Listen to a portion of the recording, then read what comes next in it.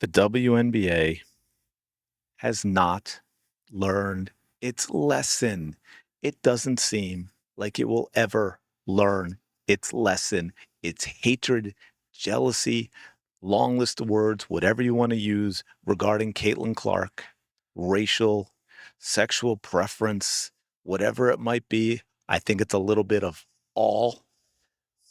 I think it's the fact that she has the huge fan base and has cracked into the casual basketball fan code that no one else in the league has ever approached is a big part of it. But they continue to crap all over her. It is ridiculous. This is so unbelievably blatant, and yet they continue it. That CBA, I've seen I want to say maybe 15, 20 players that have secured $1 million contracts. That's 15 or 20 too many. None of them are worth that, and yet they have all of that because of Caitlin Clark. That's it. Because of Caitlin Clark, her skill on the court, which brought her fans, her changing of the game with her logo threes. Now, everything else about her game is amazing too. Love watching her play. The high basketball IQ, the assists, the length of the court passes, threading the needle, her 1v1 play, all of it. But it is the logo three that brought the eyes, that made fans who then appreciated the rest of her game, who also appreciated how she conducts herself as a human being. And those eyes followed her from Iowa to the WNBA. But look, folks, straight from the official WNBA account, WNBA, the generational number one picks. 12 of them, by the way, right off the top of the bat, not understanding the meaning of the word generational at all.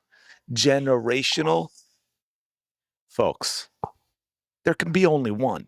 Do you understand what I'm saying? There can be only one. I know some people might lean toward Neo and the Matrix, but it's actually a Highlander reference. There could be only one, which apparently currently being remade with Henry Cavill. So anyway, we have 12 players on here, generational players. The league has been around for 3 decades, yet we have 12 generational players who are drafted number one. And somehow not a single one of them is named Caitlin Clark. We've got Asia Wilson, Brianna Stewart, Brittany Griner, generational. NECA, Maya, Tina Charles, still playing, right? Candace Parker, Simone Augustus, Diana Taurasi, Sue Bird, Lauren Jackson, and Tina Thompson. Many make you go, who? What? The others probably because because of Caitlin Clark.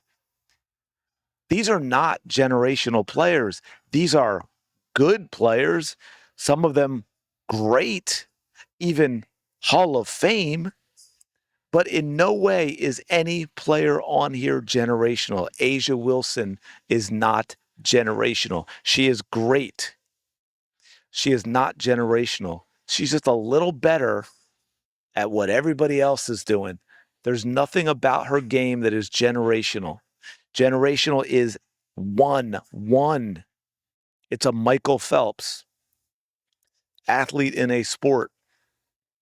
Some people say 10 or 20 years, 10 to 30, 20. I typically think 20 to 30 for a generation when you're talking about this type of thing, but I understand the 10 to 20 as well. Not a single one of these players is a generational player, and yet they don't put Caitlin Clark on this list. It is absolutely insane. And I'm gonna show you in a second, or yeah, I'll show you too. I'll talk about it. Not including the NCAA all-time scoring leader is a choice. Now, to be fair, it's generational number one picks. She did that in college, but yes, to that point. Yeah, here we go. This post is redefining generational talent. Real definition is an athlete whose exceptional skill, impact, and influence are so rare, often appearing only once in a generation. Hey, what do you know? How about that? These players are good, but they are not generational talents. Jordan Phelps and Caitlin Clark are. Who is Lauren Jackson Fair? That's why I said for a lot of these players, that's how a lot of people feel. Only one is selling out arenas, and she's not on the list. Generational, there's one generational player that I know of, and her initials CC. Yeah, excuse me, but I think you forgot somebody on this list. No excuses to not including her here. And again, this is the official WNBA account. But let's just talk about a few things because one of the arguments, basically the only one that you can see made is, oh, Caitlin's only played 2 years. She's already generational. That tells you everything you need to know about the WNBA, right? Number one overall pick, rookie of the year. And I'm going to say it's unanimous because I am no longer even entertaining the idea that that was a legitimate vote for Angel Reese. All WNBA first team rookie year, fourth in MVP voting rookie year, two-time WNBA All-Star, WNBA Peak Performer Award for being the 2024 assist leader, 2025 WNBA Commissioner Cup champion, led the entire WNBA in assists with a single season record 337 assists. I think Alyssa Thomas did that now more with the more games. WNBA rookie record, she had the most points, 769, most three-pointers, 122, most assists, 337. First rookie with multiple triple-doubles, 2. We all know she could have had more if it weren't for Christy Sides' pre-Olympic break. First rookie ever to lead the league in assists. First player in WNBA history to finish top 10 in scoring while leading the league in assists. Keep that in mind. First player, not rookie, in WNBA history to finish top 10 scoring and leading the league in assists. And also, by the way, she led in three-pointers, 14 double-doubles, most by a rookie guard in WNBA history, legitimate double-doubles in the flow of the game, and also done with assists, much, much harder than with rebounds. Player of the month in August of 2024, first time ever for a rookie, 4-time rookie of the month. We all know it should have been unanimous, 3 times Eastern Conference Player of the Week. Now, here's one that really tells you everything you need to know about Caitlin Clark and also the lack of talent in the WNBA, the lack of quality in the WNBA, its entire existence. She came into the league in its 28th year, okay? It took her 42 games to have 10 games with 20 points and 10 assists. 42 games. That includes that 11-game ridiculous rough start to her rookie year.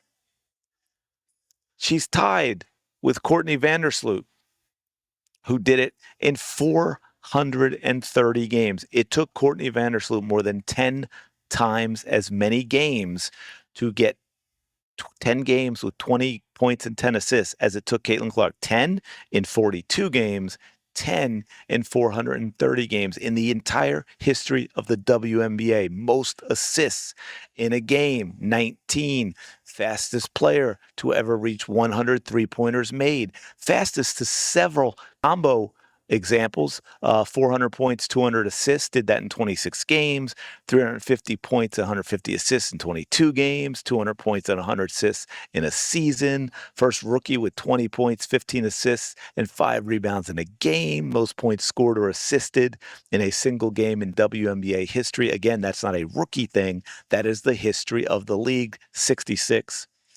Set franchise records in double-doubles, 3s in a season, career 10-plus assist games, career 10-plus assist games. She's played 53 games. Absolutely insane that we have these numbers. And of course, there is a whole lot more. But here's a big one that I thought was absolutely wild. Now, I could lower these numbers a lot, and she would still be the only player, okay? Only player in the WNBA in its history with at least 765 points, 330 assists, 225 rebounds, 50 steals, 27 blocks, 90% from the free throw line, 120 three-point field goals made, I don't know why I have these last two don't need to be on here, obviously. Uh, extras. Yeah, the only one who's ever done all that in a season is Caitlin Clark. Now, let me see if I hold on one second. I am finding something because I kept the numbers. I don't want to run it through for you again, but I did keep the numbers. It would still only be Caitlin Clark. This is how far she surpassed it. If those numbers were 400 points, 150 assists, so we're like almost cutting those at 150 rebounds, 50 steals, 27 blocks, 100 3-pointers made, still only Caitlin Clark. Still only Caitlin Clark. Now, if we check this for careers other than Caitlin Clark, you have two players in the entire history of the WNBA. But these are accumulations other than the free throw percentage. And I know that takes out a lot of players, but I'm sorry. You ought to be able to hit 90%. I'm just saying. Only Elena Delle Donne and Sabrina Ionescu have accumulated the numbers. Absolutely wild. The incredible disrespect from the WNBA, still haven't figured this crap out. To actually post this and not have Caitlin Clark on that list, what she's accomplished in 2 years, the excuse of, oh, she hasn't played long enough, no way, especially when not a single player on this list is generational. Anyway, let me know your thoughts. Appreciate it. As always, smash the like button. You know the drill. Subscribe. Hype if you're on mobile. Shout out to the 19. I will talk to y'all later.